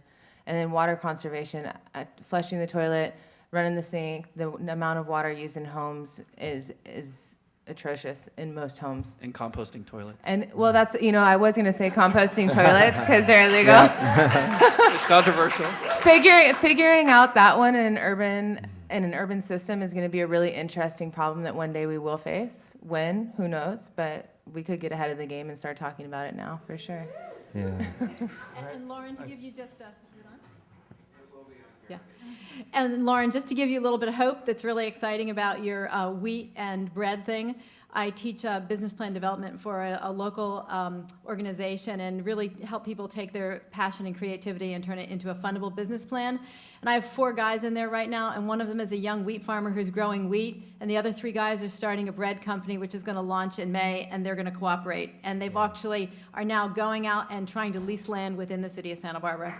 So we also have New Vineland, who's out of just up north. and Creekside Apple Ranch, who grow wheat and produce bread and their own baked goods for. And actually, one other, I just bought wheat berries from Tom Shepard on Saturday, so Tom's got wheat too. Is this, yeah. It's really, what a tremendously exciting evening here in Santa Barbara, and to hear of all of the amazing pieces, deep commitment, terrific work going on.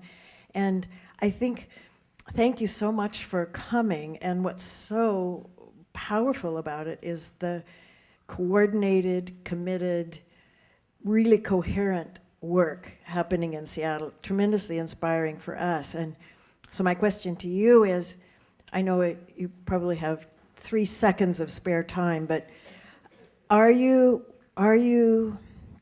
putting together this body of work so that other cities can really learn from you?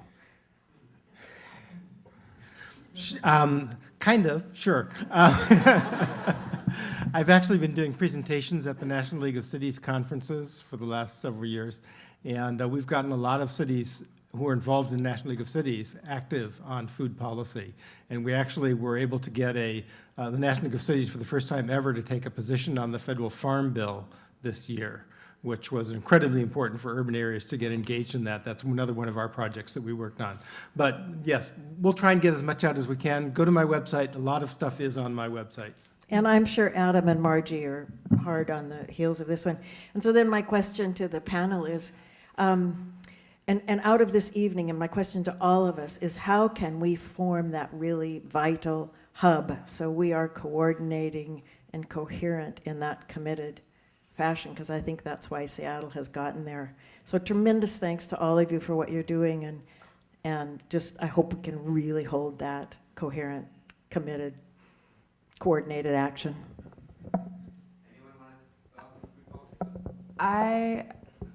The first thing that comes to mind, the most,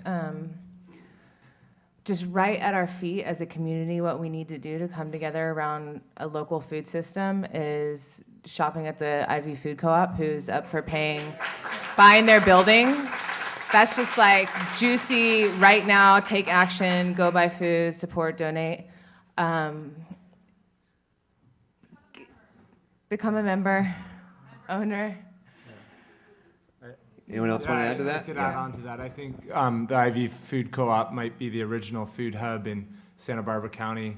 They've been at it for a long time of procuring food from local farms, and our business works with them as well. And I'd like to consider Harvest Santa Barbara a food hub because we buy from lots of local farms and distribute it locally. Nice. So there's opportunities for lots of different food hubs, and I think people can aggregate different types of food from our community and distribute it locally. So there's plenty, there could be one food hub, but there could be several. There's a lot of food grown around here, and getting it through the cross-section of the population is really important. So. Sorry. Well, and as far as the Food Policy Council, there was an email sheet that was going around today at the workshop that we had earlier. So maybe Margie or Wes can make that available for anyone who does want to plug in to be a part of this conversation in the future, in the next few weeks. I think they were talking about doing it next month or at the beginning of December, meeting again to discuss the next strategies. And it'd be really smart to bring people in who do have experience. So if we could do that, or have it at the door maybe out front. It's right here, so anyone who's interested with that. Related to the food hub, there's also a lot of wonderful fishermen in this community who are talking about fish being part of our food economy and part of our food scene, and who are looking to do a fish food hub combined, really bringing these two areas together.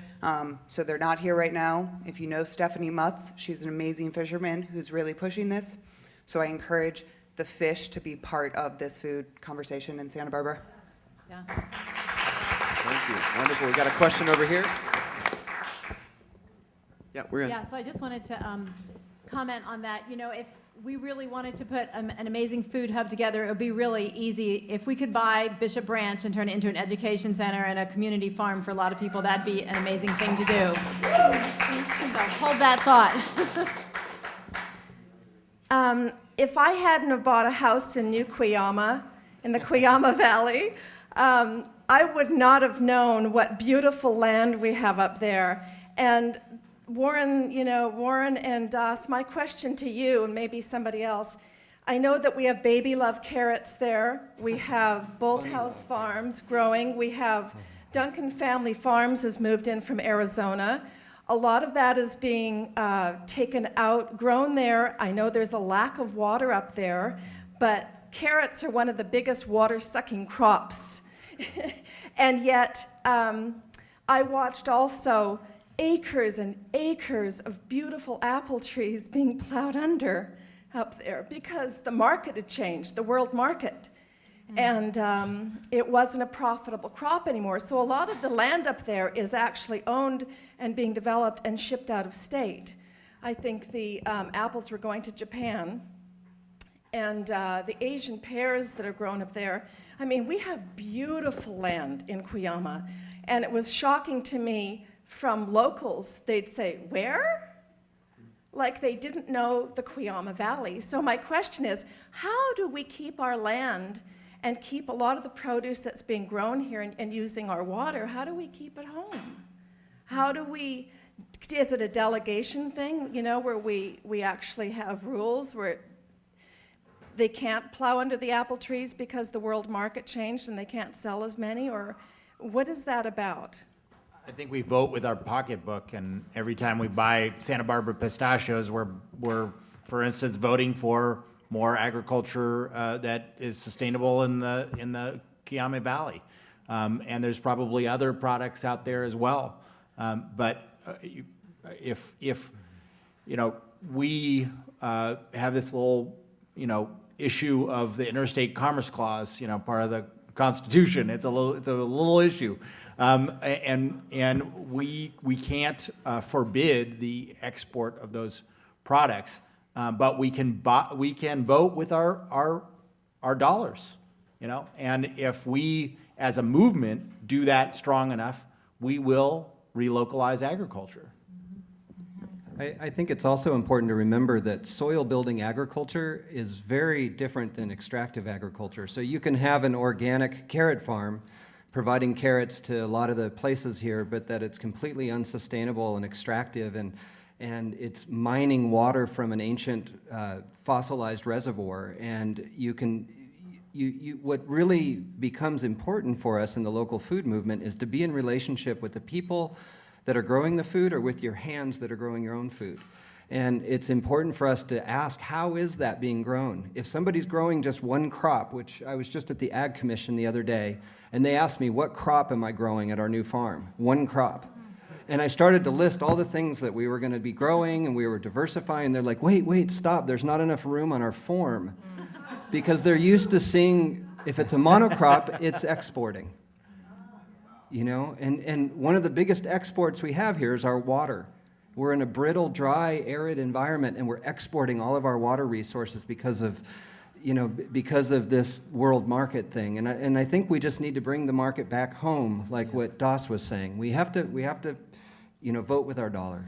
And I was just gonna add to that and to this crowd to say vote with your forks, right? Yeah. So how we eat, what we buy, where we buy it is super, super important. It's been said a million different ways. But the statistic has been cited. 98% of what we grow here leaves this community. And we grow we grow everything, right? Our top crop is strawberries. We have wine grapes in the top 5. We have lettuce, and broccoli is like number 2. We have a cabbage, we have carrots, we have everything that is essential, but it's also healthy stuff, right? It's not just random things that you can't use or can't eat. So we have everything we need. We live in the perfect place to grow everything that we need. And we need to get creative. Let's get creative about how we approach these issues, because we've been dealing with crop market patterns forever. Farmers are always adapting what they grow, how they grow. where they grow, and that's just a reality of growing food in any community. So let's get creative on how we engage those growers, how we engage our communities, and supporting those farmers, knowing that they're going to be changing over time. And one thing we haven't talked about is climate change. And this is going to impact how we grow and what we grow in the next 2, 5, 10, 20 years. So again, it's going to be a culture of creativity that we have to start to create and really work with. And I just want to add one more thing. I know a lot of our Edible Santa Barbara readers are voting with their fork, and they talk about that, but sometimes they want to take it a step further. And so aren't there ways that we can incentivize the types of things that we want to see? Can we encourage farmers to do dry farming? Can we encourage them to do the sort of things? Can we give incentives? Can we, are there ways that policy can help as well, not just voting with our fork? Yeah, I'll just give an example of one thing that we missed an opportunity on. I mean, relocalizing products is also a degree. And for instance, we used to be the center of the flower. We are the center of the flower industry in America. But now most people buy their flowers from Colombia. And when local farmers in Carpinteria had an opportunity to expand, it was local people that stopped that from happening because they didn't want to see more greenhouses. And I mean, it's just, I think at some level we have to get some of our priorities in order, and I don't want to sound like a Republican or something, but I don't think additional regulations on farmers is probably not the answer. They're a lot of them are at close to the breaking point. We don't push them farther to the breaking point. We want to give them positive incentives, and positive incentives would be, for instance, saying, hey, yeah, we would be willing to have more greenhouses in Carpinteria as a community. That's a for instance. But it's a big for instance because all of these comes with other costs. Richard, can you add some insight to this? I'd love to get you to weigh in on this when we're talking about incentives.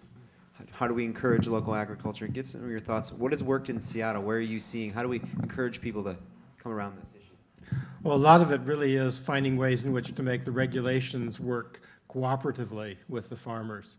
We have a big struggle with salmon regulations in relationship to agricultural production. Much of our agricultural production is in lowlands and wetlands, lands that are seasonally flooded in some cases, and the farmers were having real struggles with that. So one of the things we did, for example, was to allow the creation of what are called farm pads. And a farm pad essentially is an area in a floodplain that the farmer can move his livestock and his tractors and things like that up to when the land is flooded. So all it is a mound that you can build, and it's maybe 10 or 15 feet above the river level, and something that was prohibited. They were not allowed to do anything in a floodplain except grow the crops. Just by allowing them to create these pads, it saved a tremendous amount of farms. Farmers were just tearing out their hair over the fact that they were having this conflict with fish regulations. We solved that, and it turns out, of course, to have no impact on the fish production. Yeah, the other thing is I think we can't let us farmers off the hook, because we have to get really creative too. I mean, how many of you, if you had the opportunity to cook with avocado oil, would you, to support your local oil community, how many of you would cook with avocado oil, which has a higher flash point, it's healthier than that, but there's not a lot of the avocado growers here looking at their B and C grade avocados and coming together to say, let's start an avocado oil extraction process for Santa Barbara and start bringing our oil home here. Now that is another way that us farmers can actually add additional value to our crops, and we're taking responsibility economically for it. And we just have to get creative with it. And then the schlag from the avocados could feed pig farms, which Santa Barbara used to be surrounded in pig farms. Most people don't realize that. All the waste went out pigs, and then the pigs fed the people, and the waste went back out. And there was this nutrient cycling that has become really difficult under the current regulations. Warren, that is a fantastic example, and thank you for providing that insight. That's wonderful. Just super quick. Just super quick. We got one more question. Because we do that in community, and we have 5 avocado farmers sharing the cost of the infrastructure of the plant to process the oils. And then we have oil. And then we do that with our meat, and we do that with our dairy, and we do that with our flour mills, and we actually have a whole food system that is abundant in feeding our community with overflow to the outside communities. Very And I'm nice. talking Tri-County, I'm talking, not just Santa Barbara City, obviously. All right, we're going to go to our last question. Adam's got him in the back over there. I wanted to say thank you to Meg and Jasper for bringing up the economic division between some folks in the communities who don't have enough money to buy healthy and sustainable and local food. I also want to know and ask all of you if you do anything or your organization does anything to reach out to those individuals and do anything for them, because, I don't know, money doesn't seem like a good enough reason not to eat healthy and local. So if you are doing anything or want to do something, have a project in mind, I would like to hear it. I don't have a lot of money either, but I forage a lot of food, and I know my farmers. And it's an anomaly, right? Just as a personal experience. I worked farmers market for 8 years, so I was connected in the food system. So if we connect and bring ourselves into the fold of a food system, we're fed because there's abundance, and the farmers grow way more, and there's tomatoes being turned under on the plot of land, but you know the person who's invited.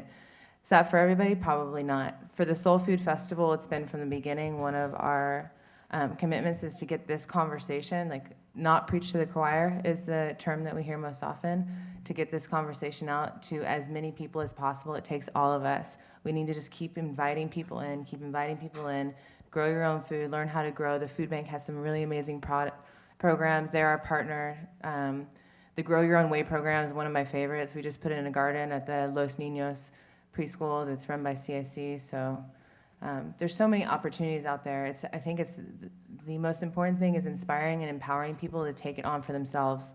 You teach people how to fish and they'll eat for a lifetime. You hand people a fish and they'll eat for the day. I mean, it's really basic, and we all, humans innately are born with the ability to find food for ourselves, except for all these things that got in the way. There's a few things that got in the way, but empowering people is a huge thing because there is enough. I just wanted to add a couple things, and I really appreciate it. Are you still back there somewhere? Yeah, thanks for asking that question. Super important to make sure that we are addressing our community as a whole. And as Allison just mentioned with the Soul Food Festival, that's been one of the things we're challenged with, is how do we bring this message to everybody, not just a very specific group of people. And I think, speaking as somebody who's deeply involved in the food movement, that's been, it has been a problem. It's like, how do we get this good food to the most people in the most affordable way? So at Soul Food, we're trying to figure out the best ways to do that. I spent a long time working with farm workers, and I never saw it as glaringly evident that the people who are feeding us, right, picking our food day to day, do not have access to that same food that they're picking, that we are then eating. And that is just the irony of ironies, and it's sad and it's wrong. So that being said, how do we address that? And we're just lucky enough with the Soul Food Festival that the Food Bank of Santa Barbara County is our umbrella organization, and so they're implementing all these different programs to reach out to those underserved communities. And I guess I just want to acknowledge that is a problem, and we all need to work as a community to address that. We know the rates of diabetes and obesity. We know what those numbers look like. We know who are the communities that are the most negatively impacted by that, and it's a it's a social issue.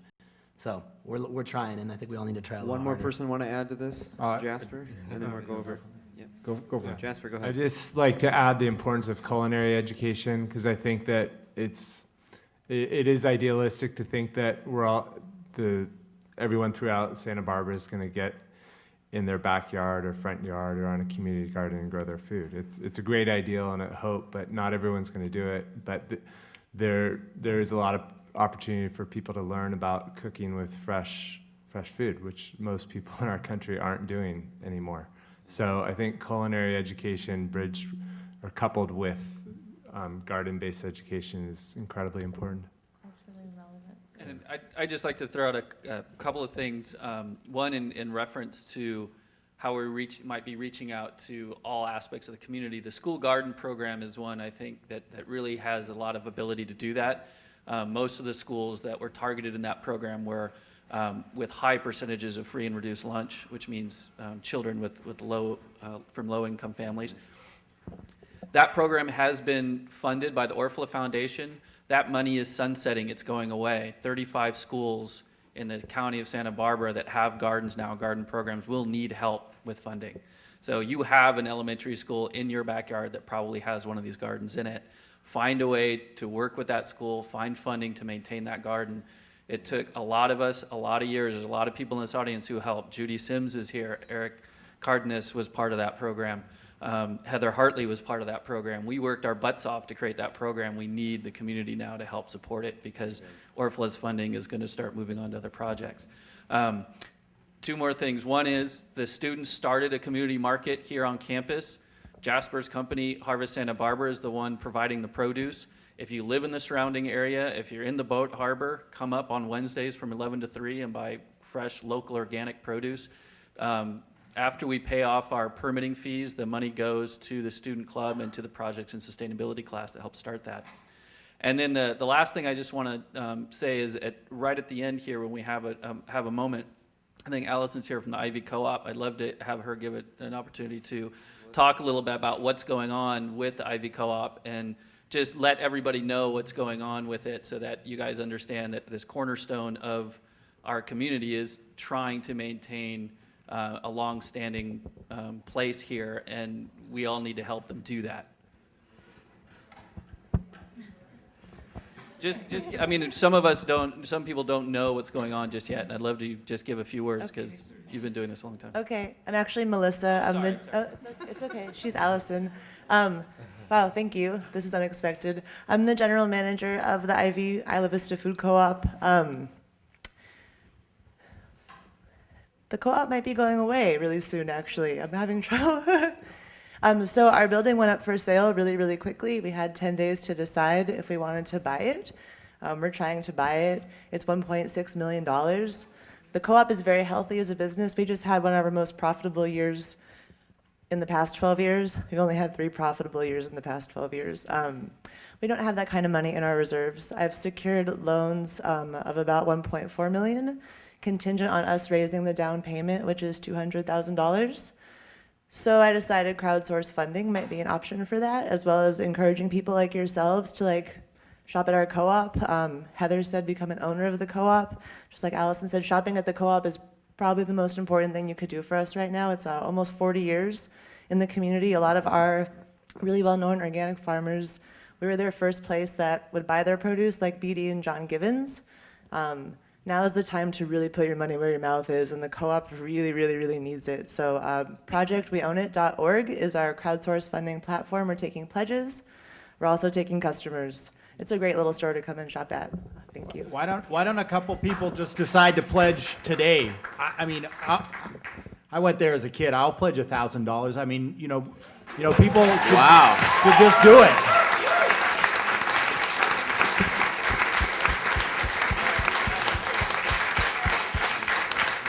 Well, since we're playing this game, do I hear another person in the audience that'd be willing to pledge $1,000 tonight? Well, we got some almost. On, raise some hands. Yeah.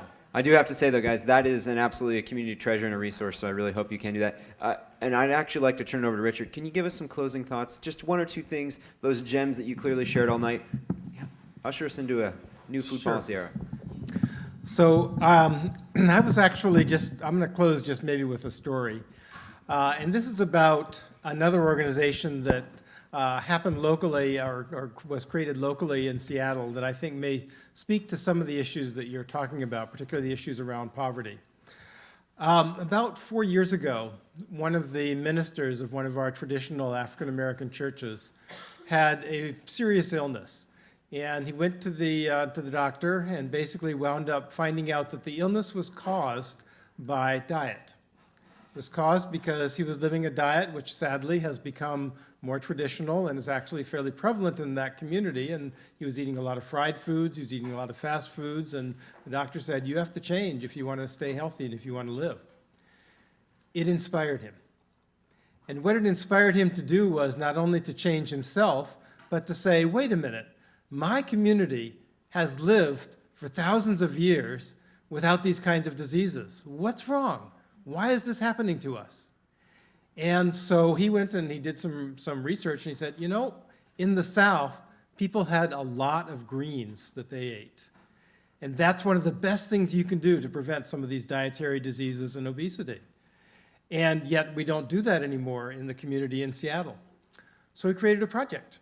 The project's called Clean Greens. And basically, what he did was he went out and leased some land, 20 acres, out in our agricultural area. And he leased the land and decided that he was going to grow greens on it. And then he continued with this project. In addition to growing greens there, he created a farmer's market at the church on Sunday, right after church. So people would have them right there. Bring it into the church, right after church, you buy the greens. And then he came up with the idea, and they're going to take young people from the city and teach them how to grow food on this farm. So the young people are actually going out to the farm and doing the growing, and then bringing the food back in and selling it at the farmer's market. It's just an incredible synergy. And that's what you can do with food. You can put it together. You can create social justice, you can create health, you can help with the issues around youth, you can help with your issues around your economy. All kinds of things are coming together in that kind of project. And that's the kind of opportunity that we have in the food system. What did the city do? We helped him buy a tractor. So he's got a tractor now to use on that 22 acres. And that was the money that he needed. That was all that we did. All the rest of the organization was being done by the community. So put it together, find those synergies, cooperation, community, government, business, all of us can collaborate on something that can do extraordinary things for everybody in the community. Thank you. Hear, hear, folks.